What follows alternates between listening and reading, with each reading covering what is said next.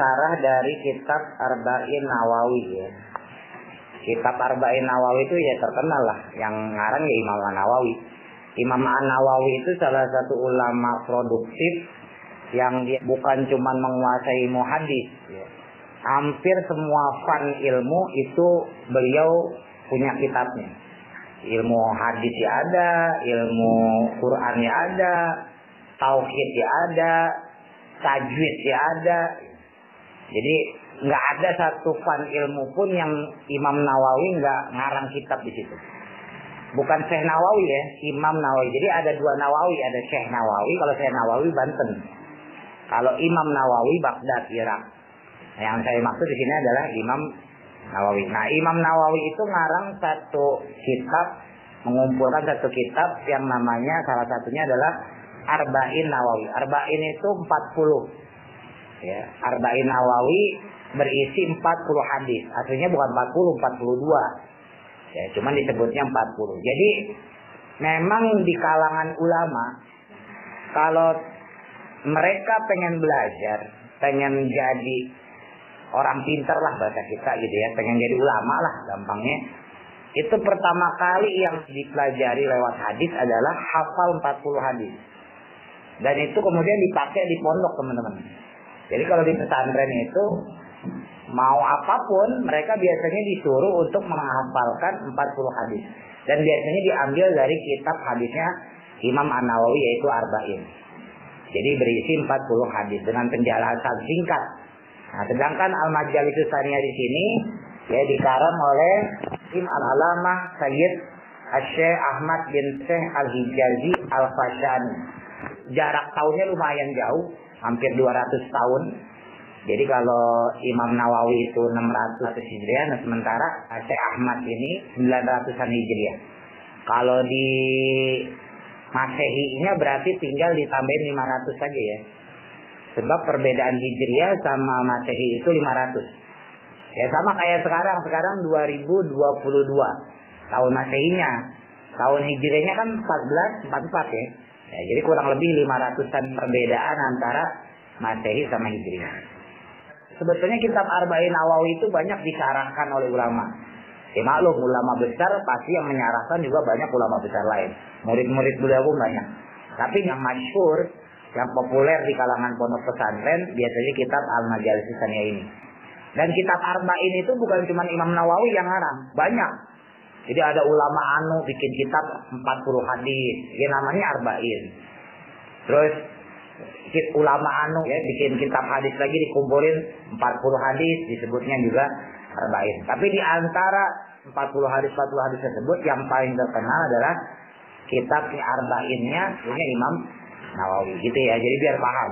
Jadi kalau teman-teman beli kitab mau beli hadis Arba'in, nanti pasti ditanya sama toko kitabnya Arba'in apa? Karena banyak ulama lain juga mengarang kitab yang berisi 40 hadis. Tapi kalau teman-teman bilang, Pak mau beli Arba'in Nawawi, nah pasti nggak ada beda deh, pasti itu. Gitu ya. Jadi biar paham. Nah kitab Arba'in Nawawi tadi itu disalahkan oleh banyak kitab-kitab lain, ya ulama-ulama salaf yang lain. Nah kemudian karena ini diambil dari kitabnya Imam An-Nawawi yang Arba'in tadi, maka tentunya isinya adalah penjelasan dari kitab Arba'in Nawawinya Imam An-Nawawi. Ya. Jadi biar nggak gagal paham. Jadi kalau teman-teman pengen tahu apa sih ringkasannya, ya udah cari aja kitab Arba'in Nawawi, terjemahnya banyak. Atau download di Google Play Store lah. Kalau nggak salah di Play Store sempat saya nemu tuh Arba'in Nawawi itu juga ada. Kalau pengen tahu intisarinya, karena yang dibahas di Al-Majalisus Tsaniyah ini adalah justru penjelasannya. Jadi Imam An-Nawawi mengatakan hadis nabinya ini gitu ya. Di Arba'in Nawawi penjelasannya singkat. Misalnya bab yang pertama masalah niat. Imam An-Nawawi cuman bahas niat itu begini-gini udah. Nah itu kan butuh penjabaran lebih. Nah maka dijabarkan oleh murid-muridnya, dijabarkan oleh para pengikut-pengikutnya, ya dijabarkan oleh para penggemar-penggemarnya. Nah salah satu penggemarnya itu adalah Syekh Ahmad ini. Maka dijabarkan lebih detail apa sih yang dimaksud dengan kalimat-kalimat hadis yang disampaikan oleh Imam An-Nawawi. Nah, inilah salah satu kelebihan dari sanad ilmu sebetulnya. Kalau teman-teman belajar lewat YouTube, teman-teman belajar lewat ceramah, teman-teman belajar lewat artikel, teman-teman nggak bakal dapat itu. Gitu. Ya mau tahu dari mana coba? Tapi kalau teman-teman belajar lewat ngaji, belajar lewat kitab, itu jelas. Oh, ternyata perkataan Imam An-Nawawi misalnya begini-begini gitu. Oh, itu ada di kitab ini. Nah, itu yang membedakan ya. Kalau ceramah itu kan ceramah orang bebas. Kalau di YouTube bisa saja itu terputus. Mungkin dia udah jelasin sebelumnya, teman-teman pas kebetulan ngeklik yang baru. Nah, itu kan jadi masalah kan. Padahal tuh orang ngejelasin yang lama. Ya, si orangnya mah kagak salah, kitanya yang salah. Kitanya yang salah paham dengan ucapan si ulama itu gitu. Padahal ulama itu udah ngejelasin sebelumnya. Jadi matannya Arba'in Nawawi kemudian disyarahkan dengan al-majazusannya. Nah, itu kelebihannya di situ. Nah, kemudian Imam Ahmad ini di zamannya memang tidak terlalu terkenal. Karena memang mayoritas ulama-ulama hadis itu biasanya tertutup. Ya, ulama hadis itu biasanya cenderung kepada sifat zuhud. Ya, jadi beda dengan ulama fikih. Kalau ulama fikih kayak Imam Syafi'i gitu kan, Imam Maliki, Imam Hanafi, itu anak SD, anak SMP aja tahu gitu loh. Tapi kalau kayak Imam Nawawi yang ahli hadis, padahal kalau bicara produktivitas kitabnya lebih banyak beliau-beliau malahan. Tapi kalau kita ngobrol gitu, kita ngomong, ya orang jarang banyak yang tahu siapa dia gitu. Ya. Tapi kalau ulama-ulama fikih kayak Imam Syafi'i, Imam Malik, Imam Ghazali, orang hampir semua paham. Minimal udah pernah dengar namanya. Nah, jadi memang Imam Ahmad Al-Fasyami ini nggak terlalu terkenal. Nggak semua ya, tapi hampir ulama-ulama hadis itu memang namanya tidak masyhur. Jadi lebih sering menutup diri. Gitu. Karena mereka itu beliau-beliau itu harus menjaga hafalan hadis-hadisnya, sama kayak orang-orang ngapalin Quran. Makin sering mereka berinteraksi sosial, maka peluang lupanya makin gede. Nah, kalau kita kan beda, kalau kita kan kagak ngaruh. Kagak ada yang lupa, kagak ada yang dihafalin. Ya kan? Kalau kita kan nggak ngaruh ya, maksudnya interaksi sosial kita nggak ngaruh. Tapi kalau ulama-ulama itu sampai segitunya. Kenapa ulama-ulama itu sebagian ya, nggak semua. Banyakkan rata-rata ulama itu menutup diri. Sebetulnya bukan karena nggak mau interaksi sosial, bukan. Tapi lebih kepada karena menjaga hafalan-hafalan, menjaga ilmu-ilmunya. Karena kalau dia sering interaksi sosial, maka kemungkinan maksiatnya semakin tinggi. Kemungkinan dosanya semakin tinggi. Nah, itu yang meruntuhkan ilmu-ilmu yang dia punya. Itu yang meruntuhkan hafalan-hafalan yang dia punya. Itu bahaya buat segi keilmuan gitu. Jadi jangan heran kalau ulama-ulama, khususnya ulama hadis, ulama Quran, itu cenderung tertutup. Beda sama ulama fikih. Kalau ulama fikih malah ya sering keluar jalan-jalan, ceramah sono sini. Karena memang mereka mempromosikan fikihnya. Kan gitu kan? Nah, itu bedanya ya. Jadi karakter ulama sendiri memang beda-beda. Tapi nggak semua ya. Nggak semua ya. Cuman kebanyakan seperti itu. Ya kurang lebih segitulah ya.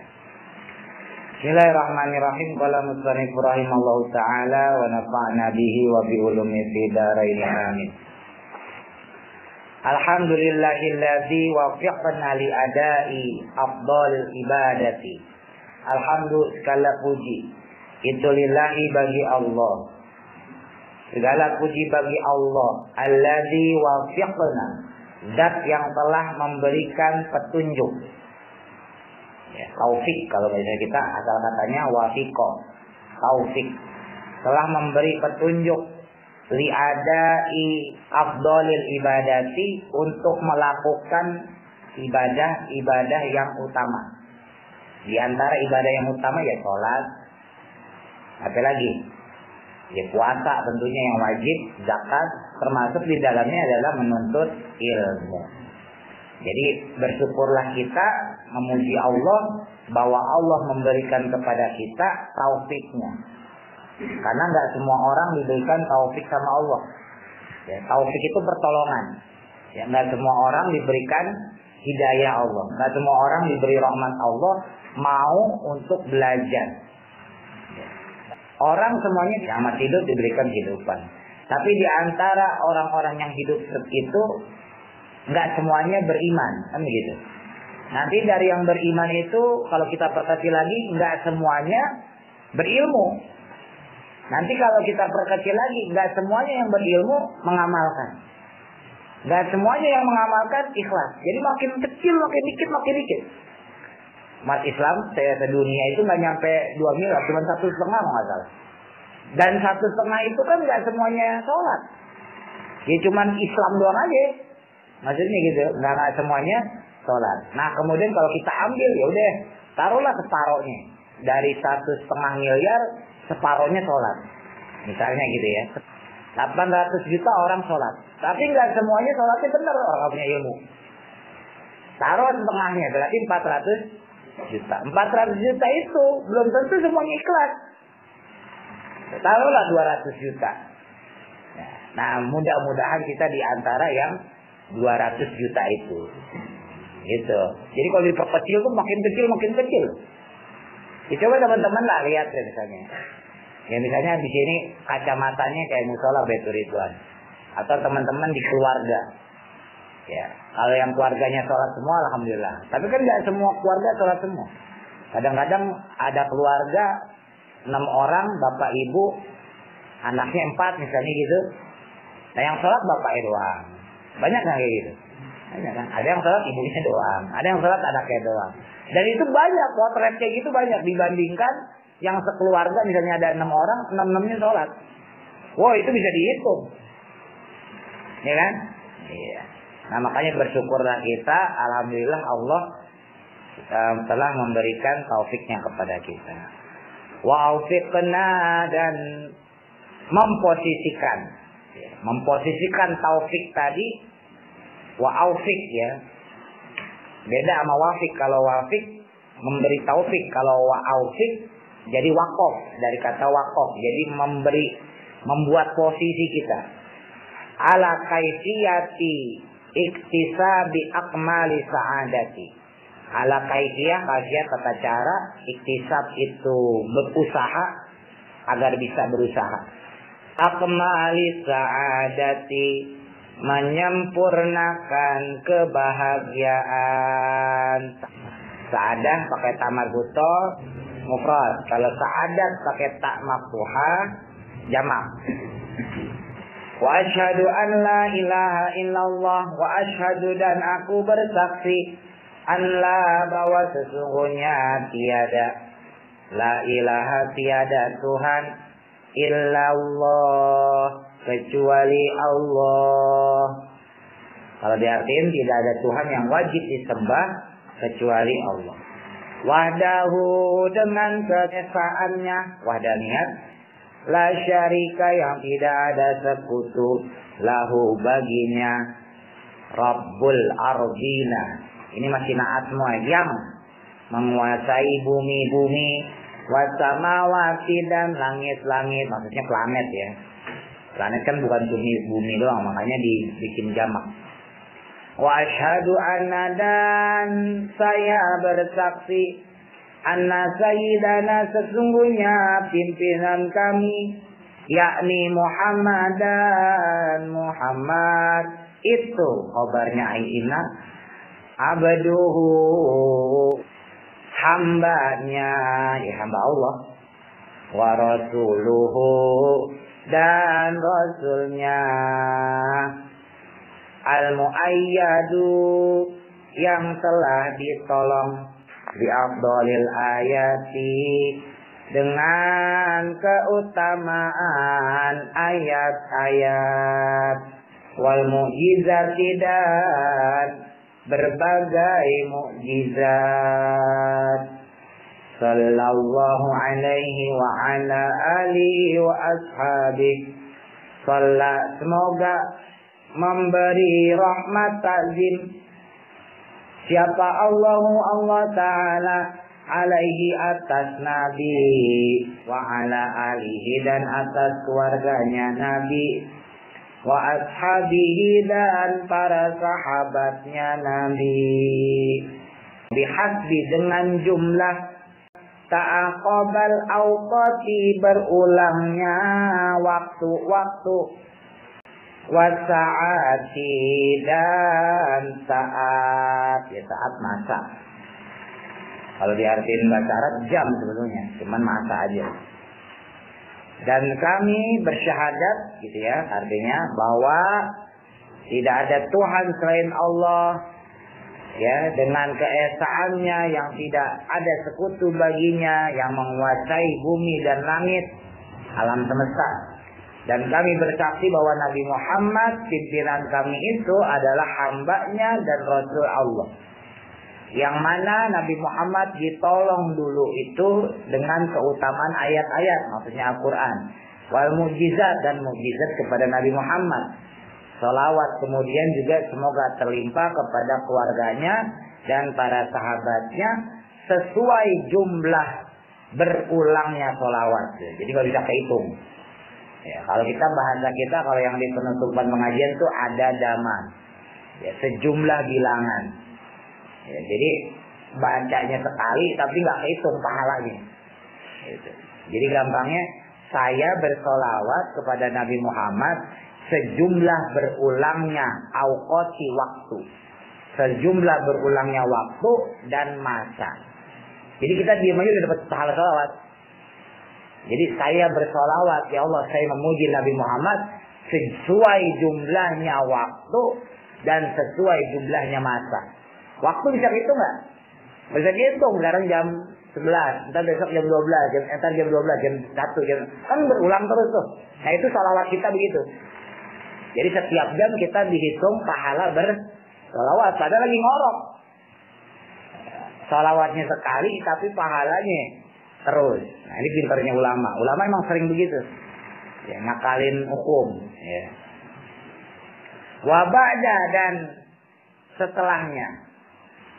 Fayaqulu maka berkata siapa al-abdu seseorang, al-fakiru yang fakir, seorang hamba yang fakir juga boleh, ila rahmati rabbihi pada rahmat Tuhannya. Jadi biasa kalau ulama itu nyebut dirinya al-fakir ya. Bukan maksudnya al-fakir miskin, bukan. Fakir dalam arti orang yang fakir terhadap ilmu Allah. Jadi dia butuh ilmu Allah, butuh rahmat Allah, butuh karunia Allah. Nah orang tersebut sering menyebut dirinya fakir. Ah saya mah fakir, nggak bisa apa-apa. Gitu. Padahal dia kaya. Ah saya mah fakir. Yang fakir ini cuma ngasih tahu. Gitu. Padahal dia pinter. Gitu. Itu biasa. Kepada rahmat Allah Al-Ghani yang maha kaya, ya Allah maha kaya. Siapa yang dimaksud tadi hamba yang fakir itu? Ya pengarang kitab ini Ahmad bin Hijazi Al-Fashani. Imam Ahmad bin Hijaz Al-Fashani. Ghafarat, semoga mengampuni siapa Allah Ta'ala lahu kepada beliau, kepada Ahmad rujuknya. Pengarang kitab Al-Majalisus Tsaniyah. Dunubahu akan dosa-dosanya, wasataro dan menutupi, fi daraini pada dua alam, maksudnya alam dunia, alam akhirat. Semoga Allah juga menutupi pada alam dunia dan alam akhirat uyubahu akan aib-aibnya. Aib itu kekurangannya, aib-aibnya. Adihi adapun kitab ini itu Majalisus Tsaniyati, diberikan nama Majalisus Tsaniyah. Majalisu itu jamak dari majlis ya. Majlis tempat, majalis tempat-tempat. Tsaniyah diambil dari kata sunni, jamaknya saniyah. Sunni itu berarti Islam Ahlus Sunnah wal Jamaah. Makanya orang Wahabi, orang Syiah nggak bakal mempelajari kitab ini, karena ini versi kita Ahlus Sunnah wal Jamaah. Dan Imam Nawawi itu mazhabnya Syafi'i ya. Imam Nawawi dan murid-muridnya itu mazhabnya Syafi'i. Jadi cocok Makanya kitab-kitab beliau ya di Indonesia banyak di ngajiin. Fil kalami dalam kalam, ya, dalam ucapan atau diskusi juga boleh. Alal arba'ina atas 40, ya 40 hadis An-Nawawiyati yang bangsa Nawawi. Maksudnya yang dikumpulkan oleh Imam An-Nawawi. Kok 40 hadis aja sih sampai begitunya ngetopnya. Mungkin teman-teman bingung kalau sekarang. Kalau zaman dulu nggak bingung. Kenapa? Zaman dulu orang tuh ngapal hadis itu susah. Kan boleh saya cerita ya. Orang ngapal hadis itu harus nemuin guru satu ke guru yang lain. Baru dia bisa dapat hadis. Itu pun kalau gurunya punya hadis. Kalau nggak punya, jalan jauh-jauh dari sini kita ke Bogor. Wah di sana kita cari hadis. Nyampe di Bogor, tahu ulamanya bukan ulama hadis, ulama fikih. Dia bisa cuma ngajarin fikih. Ya udah nggak dapat hadis kita.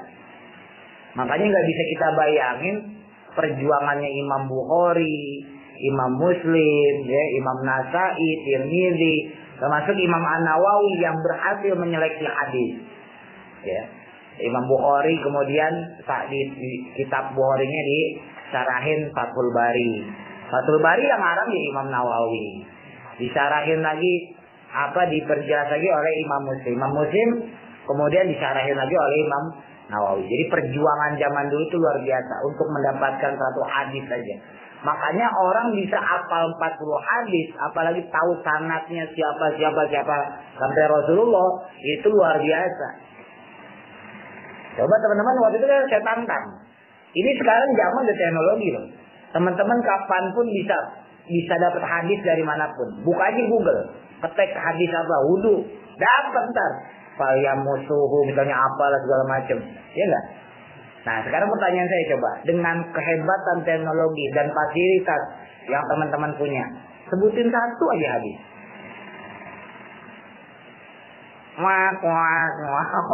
Ya. Itu contohnya, ya kan? Pada zaman dulu nyari hadis susah. Ya. Tapi kita seringkali meremehkan. Enggak, coba teman-teman jujur aja. Seorang ulama kok cuma ngarang 40 hadis, coba ya. Seorang ulama, seorang imam ngapain cuma bikin 40 hadis arba'in ala sepele. Gue juga bisa.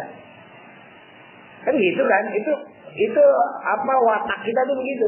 Tapi kalau udah disuruh coba, ya udah coba hafalin 40 hadis. Gue tunggu sehari misalnya gitu. Kira-kira apa nggak? Misalnya teman-teman ditantang kayak gitu. Ini saya nggak bilang teman-teman nyepelin enggak ya. Tapi di luar sana tuh banyak orang kayak begitu. Oh Imam Nawawi apaan? Cuman ngutip doang. Ya sekarang teman-teman belum pintar. Tapi kalau udah mulai pintar tahu. Di luar sana tuh ada orang-orang yang menyepelekan keilmuannya Imam Nawawi. Gak sedikit orang yang menyepelekan keilmuannya Imam Bukhari.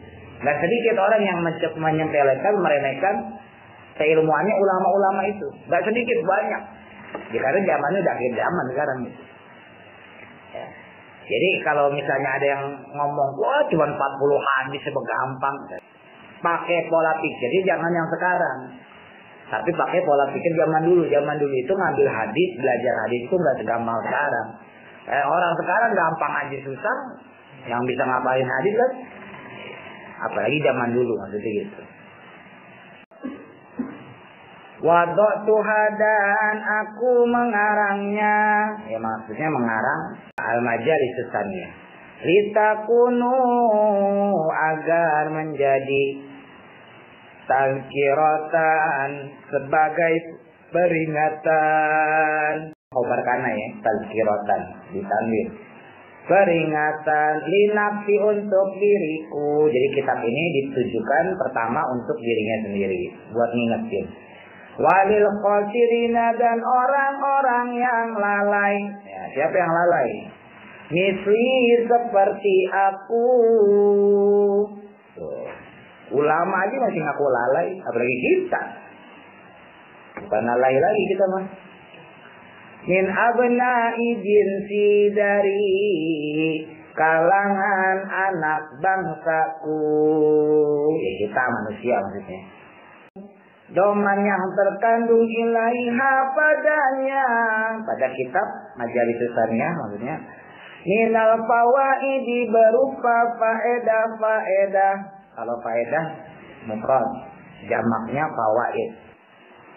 Az-zarifati yang indah, wal mau'izi dan mau'izah, nasihat, dan nasihat asyarifati yang mulia, wa naqti dan permasalahan, al-latifati yang tersembunyi. Latif itu artinya lembut, tapi maksudnya di sini tersembunyi. Wa nawaridi dan langka atau asing. Wal hikayati dan hikayat, ya cerita-cerita. Nanti di sini teman-teman bakal nemuin beberapa cerita. Ma taqarrubuhu yang menyenangkan ayuni akan hati, taqrabuhu ayuni menyenangkan hati. Ayun itu diambil dari kata kirota ayun ya, maksudnya sanubari, bukan ayun mata, karena kalau ayunun mata, jamaknya ayun, tapi di sini maksudnya bukan mata-mata, bukan, maksudnya hati. Aulal rogibati yang utama gambarannya, khotaman yang menutup laha pada kitab. Keinginan juga boleh lah. Aular rogibati keinginan utama, ya maksudnya akhirat. Atau gambaran utama ya maksudnya akhirat juga. Jadi mengharapkan gitu ya. Sesuatu yang menyenangkan kita itu kan ya akhirat gitu. Gambaran kita ya akhirat maksudnya gitu. Khotaman yang menutup laha pada kitab. Nah jadi tulisannya bima dengan perkara yahtaju yang butuh ilaihi padanya. Kemudian nanti hadis-hadis itu ditutup gitu ya dengan beberapa perkara yang mana dibutuhkan gitu. Siapa qari'ul mi'adi, para pemberi nasihat. Mi'at itu ancaman sebetulnya. Orang-orang yang suka ngancem, maksudnya penceramah. Karena penceramah kadang-kadang kan suka ngancem juga ya. Awas kalau kalian begitu, nanti kalian masuk neraka. Itu kan ancaman. Nah, itu namanya qari'ul mi'ad. Wa tashtaqu ilaihi, wa tashtaqu dan yang rindu ilaihi pada Allah. Nah, buat mereka-mereka yang kangen, apa al-ainu qalbu? Ya, qalbu yang kangen, bukan diartikan mata ya, ainun mata sebetulnya, cuma di sini qalbu. Wa yashtaku dan kangen atau rindu ilaihi kepada Allah. Apa al-fuadu sanubari, fuad sanubari, kalau qalbu ya qalbu. Ainun ya bisa di sini diartikan qalbu. Min majlisin dari majlis, ya dari satu tempat ilmu. Ya ta'allaqo yang bergantung atau berkaitan bil khotami dengan bagian akhir, ya bagian akhir kitab. Liyakunu agar adanya itu kifayatan cukup, ya supaya cukup lil waizi bagi orang yang memberi waizoh nasihat, bagi orang yang memberi nasihat. Firoko iki dalam ngerokok, ngerokok. Firoko iki pada lembaran ilmu. Rokun itu lembaran kertas. Rokoik jamaknya, lembaran ilmu maksudnya. Al-mawaidhi dan nasihat atau petuah. Jadi isinya gitu ya, secara garis besar kurang lebih.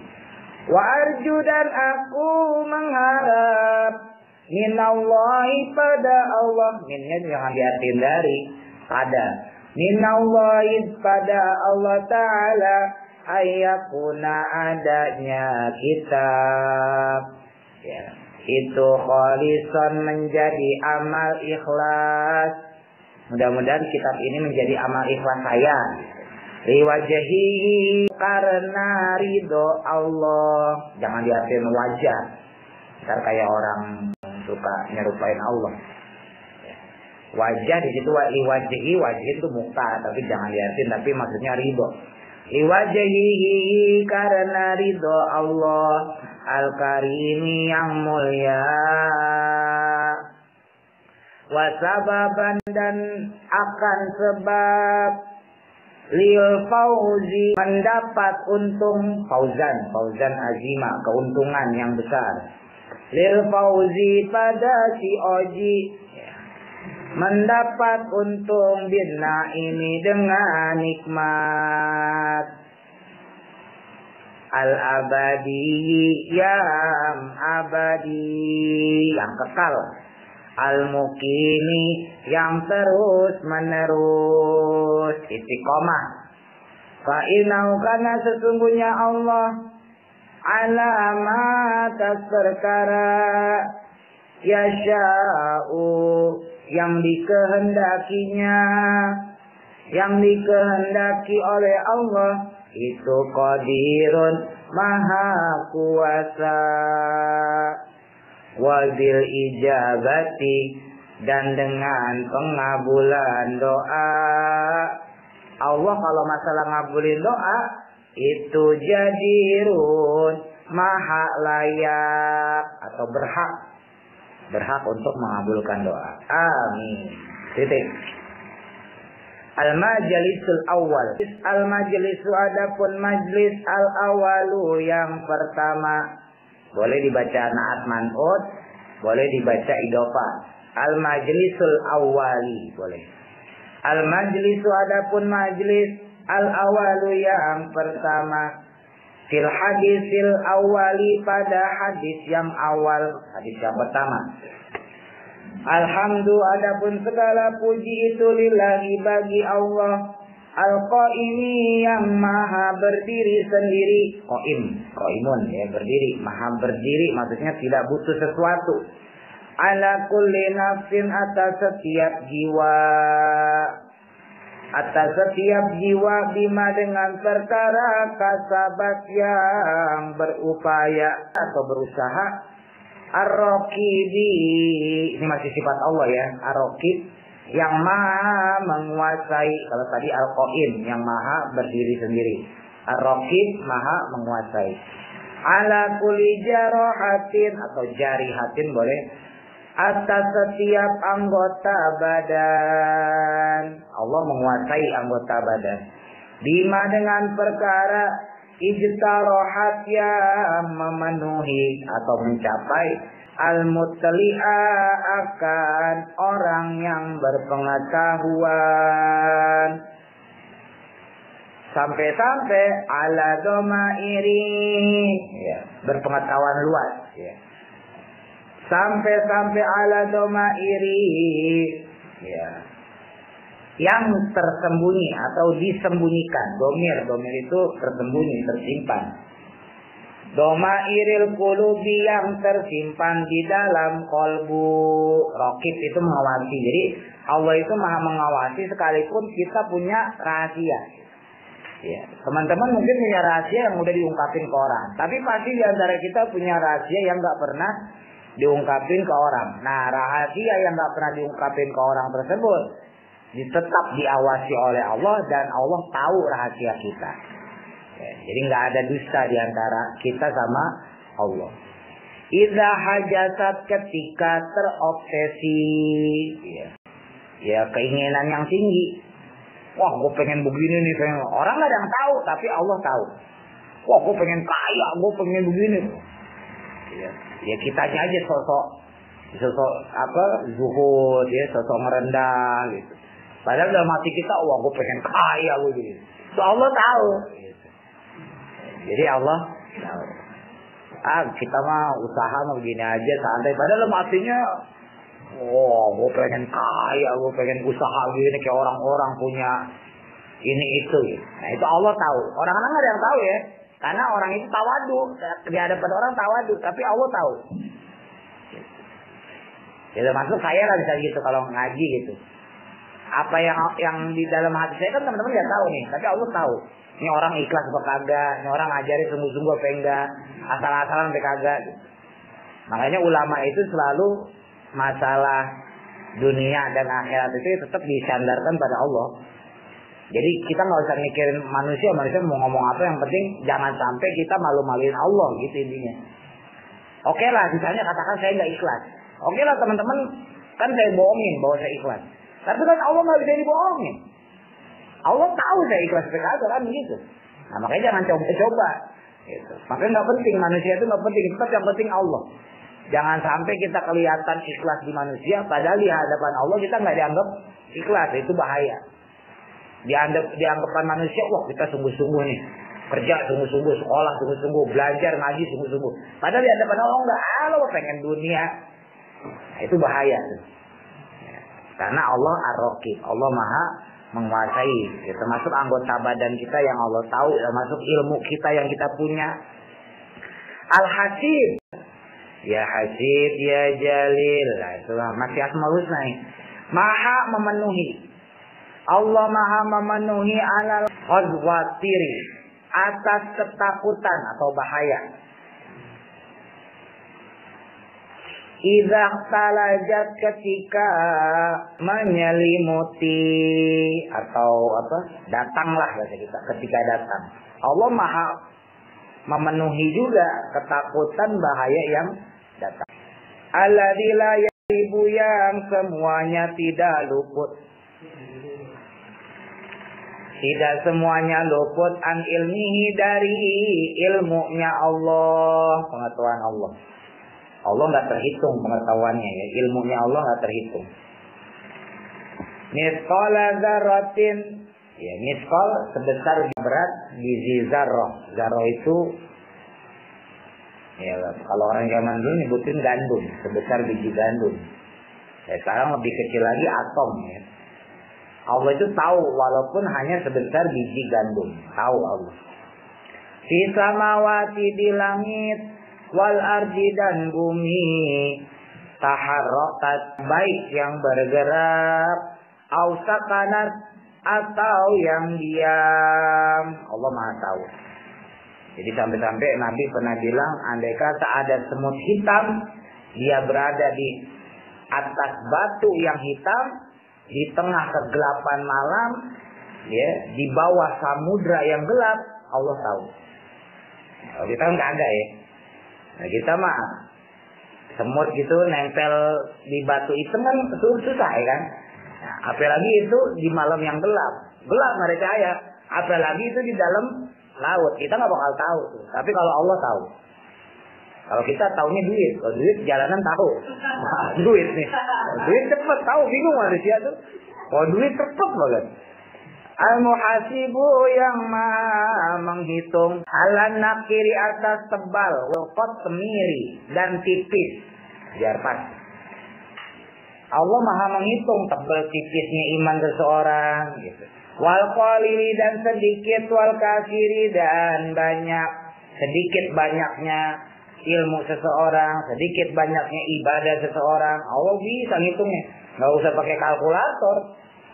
Ya kita mah kadang-kadang sedekah dikitnya dihitungin, wah gue dapat segini nih. Minal af'ali, dari berbagai perbuatan, wa in khufiyat, walau atau jika tersembunyi, walaupun tersembunyi Allah tahu. Al-Mutafadilu, nah sama kayak tadi masih Asmaul Husna, zat yang maha menerima. Diqabuli taati, dengan pengabulan taat, dengan penerimaan ketaatan, boleh. Diqabuli taatil ibadi, dengan penerimaan ketaatan para hamba. Wa in saghirat, walaupun kecil. Walaupun teman-teman punya ibadah kecil, Allah tetap menerima, nggak usah khawatir. Nah, itu tadi yang disebutin misqala dzarrah. Al-Mutatawwulu, zat yang maha luas. Bil afwi, dengan ampunannya atau dengan pemaafannya, an ma'asihim, dari maksiat mereka. Wa in kasurat, walaupun banyak orang maksiat, kalau dia udah taubat nggak mungkin Allah nggak ampunin, karena Allah al-mutatawwil, zat yang maha luas.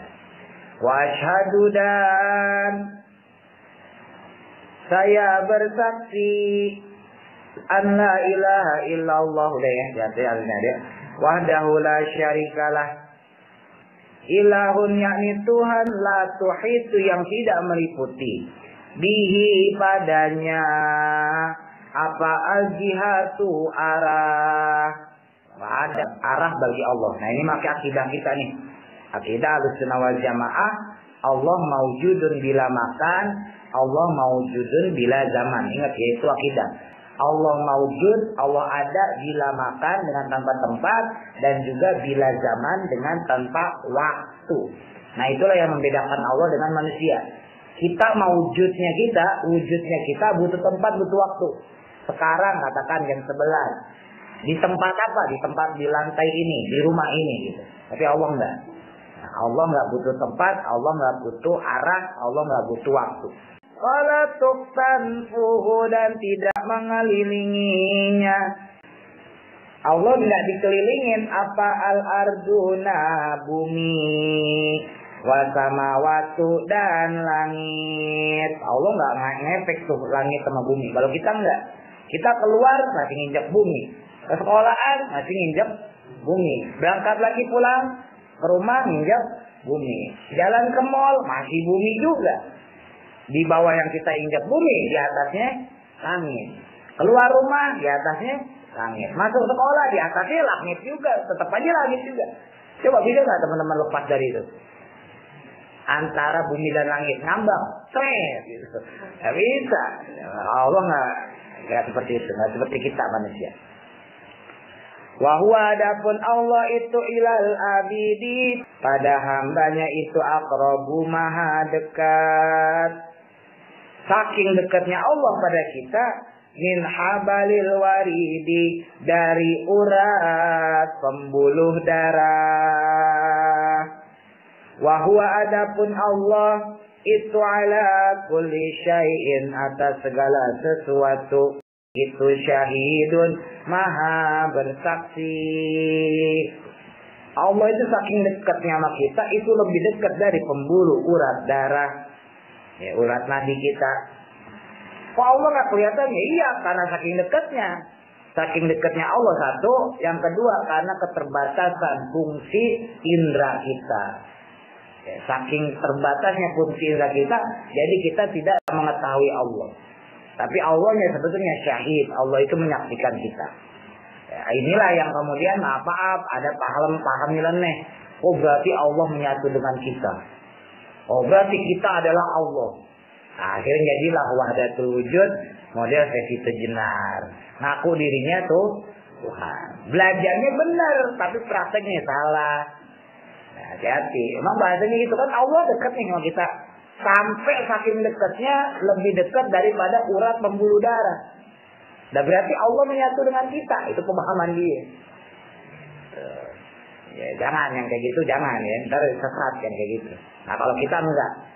Ya kalau menyatu berarti sama aja dong berarti ya. Dulu saya waktu kuliah di Jombang, itu jujur ini nggak bohong. Itu ada temen yang ngaku Tuhan loh. Di psikologi Mas Onda. Ini itunya Mas Onda nih. Hati-hati makanya. Jurusannya psikologi Islam tapi. Jadi dia saking sering bacanya buku-buku kayak gini bahwa Allah itu dekat dengan kita gitu segala. Sampai dia kemudian punya otak bahwa saya adalah Allah. Tapi nggak dilarang sama kampus ya gimana orang ini. Jadi dia ngomong saya Tuhan. Ya anak-anak kalau ngedebat sama dia kalah. Kalau orang mahasiswa kan ilmunya belum tinggi-tinggi amat maksudnya gitu. Tapi kalau mau kiai kalah dia. Tapi kalau ngedebat sama masih kalah semua. Coba ente nggak ngaku Allah gimana? Ente yang gerakin siapa? Allah. Jalan siapa yang gerakin? Allah. Tangan bergerak Allah. Makan siapa yang nyuruh? Allah. Ya berarti kita Allah. Tuh kalau orang pinter tapi blon. Nah, bingung kan? Pinter tapi kalau dipikir itu benar juga loh. Nah, sekarang teman-teman bergerak emang kemauan siapa? Kalau nggak Allah izinin teman-teman datang kemari, berangkat nggak kemari? Enggak, semua kan nggak ada izin Allah kan. Berarti kita Allah blow on. Nah itu kita berangkat karena izin Allah, benar itu pinter. Tapi kemudian kita ngomong bahwa kita adalah Allah, itu blow on, turun jadinya. Paham ya? Ya Allah itu memberikan kita taufik. Tadi kan makanya disebutin Allah memberikan kita pilihan. Ikhtirari, kamu mau bener apa salah? Untuk bener Allah kasih fungsi, Allah kasih indra. Untuk salah pun Allah kasih bener, kasih indra. Nah ini orang masalahnya mikirin cuma masalah kebaikan. Kalau ngaji berarti kan yang nyuruh Allah, berarti gue Allah. Kalau sholat kan yang nyuruh Allah, gue jalan karena Allah, berarti gue Allah. Dia lupa bahwa perbuatan itu ada juga maksiatnya. Nah sekarang kalau ada orang berzina, berarti yang zina Allah. Kalau dia mencuri, berarti yang mencuri Allah. Masa Allah nyolong? Nah kebetulan dia masuk kelas sambil merokok tuh. Di kelas kan nggak boleh ngerokok ya kan, di kampus ya. Kalau di luar boleh, di kelas ngerokok tuh. Diledekin teman-teman, wes Tuhan ngerokok. Kena lah itu. Tapi habis itu dia tobat, habis itu sadar. Oh iya berarti bener. Kan nggak mungkin loh. Jadi jangan nggak adil kok lo nghukumin secara bahasa kasarnya, cuman secara kebaikan. Giliran sholat, nih Allah nih, ya kan? Giliran zakat, nih Allah nih, puasa nih Allah nih, kebaikan lah. Tapi dia lupa bahwa perbuatan kita itu bukan cuma baik doang, kan ada buruknya juga. Nah sekarang kalau orang zina, masa dia jadi Allah? Kalau dia mencuri, masa dia jadi Allah? Padahal jelas Nabi bilang, orang nggak mungkin zina selama imannya masih ada di dalam dirinya. Orang nggak bakal mencuri selama imannya masih ada di dalam dirinya. Kalau dia mencuri, kalau dia berzina, maka saat itu iman ditarik keluar dari dadanya. Itu hadisnya sahih dan sepakati ulama. Itu hadis akidah sebenarnya. Nah, makanya ya orang pinter secara tadi berpikirnya pinter, tapi tindakannya on. Ya, jangan ya kayak gitu. Maksudnya jangan ya, hati-hati. Nah, ini orang psikologi benar, itu orang psikologi Islam dulu. Lalu saya kan dulu dakwah. Wa asyhadu dan saya bersaksi. Yes, lanjut anak sayyidina Muhammad Rasulullah sama artinya yang tadi. Alladzi raqat yang disucikan. Nabi itu disucikan. Rotibatuhu akan martabatnya. Kisama'i nubuwatihi. Ya. Di langit nubuah. Di langit kenabian. Atau puncak juga boleh. Di puncak kenabian. Sama di sini maksudnya jangan langit tapi puncaknya. Wasra'at dan sangat cepat apa al-khawariku keluar biasaannya. Nabi itu sangat cepat keluar biasaannya. Illa janabihi sampai sisinya atau pada sisinya. Hinada'aha ketika memanggilnya li izhari mu'jizatihi karena tampaknya mujizatnya. Jadi Nabi itu cepat banget kalau udah doa aja langsung kabul. Nabi, ya kan? Nabi kalau doa langsung kabul. Makanya pernah dulu saya pernah cerita Nabi waktu itu Madinah lagi dilanda kekeringan, ya kemarau paceklik, hewan udah mulai banyak yang mati, kambing, onta, ya kalau udah nggak ada air kan berarti banyak yang mati, tumbuhan, orma banyak yang gagal panen. Suatu ketika Nabi lagi sholat Jumat, ya diinterupsi sama sahabat, ya biasa orang Arab Baduy, ya dia pokoknya kalau yang suka nginterupsi itu Arab Baduy ya. Nabi lagi ceramah, Allah Ta'ala gitu lah, kayak orang sholat Jumat lah. Lalu Nabi pas lagi tengah-tengah ceramahnya itu, khutbahnya itu ada Arab Baduy. Ketika Nabi lagi doa, Allahumma gfir lil mu'minina wal mu'minat, itu kayak kita. Ya Rasul, berikan doa untuk kami, doakan kami. Doakan kami kepada Allah. Karena kami ini sedang dalam keadaan paceklik, kekeringan, susah air. Doain ya Rasul. Nabi seketika itu juga langsung doa. Ya Allah berikan hujan kepada kami semua. Itu nggak pakai nunggu lama teman-teman. Habis selesai turun dari mimbar, Nabi sholat. Selesai sholat hujan zuhur gede. Nggak tanggung-tanggung hujannya, nggak sekali, 7 hari. Banjir. Banjir. Akhirnya datang Jumatan kedua. Masih hujan terus. Itu Arab Badui teriak lagi, ya Rasul, udah berhentiin hujannya gitu. Akhirnya Rasul berhentiin. Itu hadisnya sahih. Makanya sebagian ulama nggak mau salat istisqa. Kenapa? Karena salat istisqa menurut sebagian ulama itu berkaitan dengan hujan. Sementara Nabi saat itu lagi sholat Jumat, bukan sholat istisqa. Gitu. Tapi sebagian ulama bilang ya ada sholat istisqa. Ya, itu kan di takrij kan ada ya bab sholat istisqa ya. Sholat minta hujan. Tapi kalau kita bicara hadisnya, Nabi saat itu bukan sholat istisqa minta hujan, tapi lagi ceramah sholat Jumat. Kebetulan ada sahabat yang minta hujan dikasih hujan. Nabi, ya Allah kasih hujan, langsung beres hujan seminggu nggak tanggung-tanggung. Kalau sebelumnya hewannya mati, ya pohonnya mati karena kekeringan. Nah, kalau sekarang karena kebanjiran mati juga. Gitu maksudnya. Itu Nabi ya, itu luar biasa. Nabi dulu sering cerita salah satu mukjizatnya Nabi Muhammad ketika dalam perjalanan, tapi nggak banyak, cuma 70 orang, ya perbekalan air udah habis, tinggal sisa, bahasa kita tinggal sewadah, semangkok gitu kan. Terus sama Nabi, ini tinggal sisa segini Abu Bakar, iya, cuma nggak ada lagi. Wah kita kan harus sholat, harus minum. Ya udah, gimana caranya? Ya udah, sini airnya, diambil sama Rasulullah. Kemudian tangan beliau dicelupin, karena ada airnya gitu ya, dicelupin, terus diangkat. Kalau diangkat berarti kan netes air. Udah silakan kalian minum, lalu kalian wudhu dengan air itu. Nah kemudian ini kan air kalau dicelupin ini netes ya. Nah itu ditetesan itu kemudian dipakai buat minum sama sahabat, dipakai buat wudhu. 70 orang kagak habis-habis. Selesai itu Nabi minum, selesai. Makanya sebagian mazhab Hanafi mengatakan wudhu dengan bekas kobokan itu nggak mustakmal. Kenapa? Karena Nabi pernah nyuruh sahabatnya wudhu bekas tangan dia. Tapi kalau mazhab kita Syafi'i kagak. Lah kita kan bukan Nabi, jangan disamain sama Nabi. Gitu. Itu ijtihadnya ulama maksudnya ya. Tapi kalau tekstualnya begitu, lah itu sahabat pada wudhu semua bekas tangan Nabi loh. Bekas tangan Nabi nih. Terus sama enggak? Sama. Nah itu dalam mazhab kita, dalam paham kita Ahlussunnah wal Jamaah itu sifat khususiyah. Tapi kalau mazhab Hanafi nggak apa-apa. Orang Nabi aja sahabat disuruh, nah Nabi nyuruh sahabat wudhu. Ya dua-duanya benar, tinggal mau pakai yang mana itu aja. Jadi nggak usah berantem. Nah itu diantara mukjizatnya Nabi. Jadi Nabi itu cepat banget. Kalau Nabi mau tuh bisa. Ya makanya kan masyhur ketika Nabi Muhammad dilemparin batu, kotoran unta. Itu kan malaikat Jibril yang datang.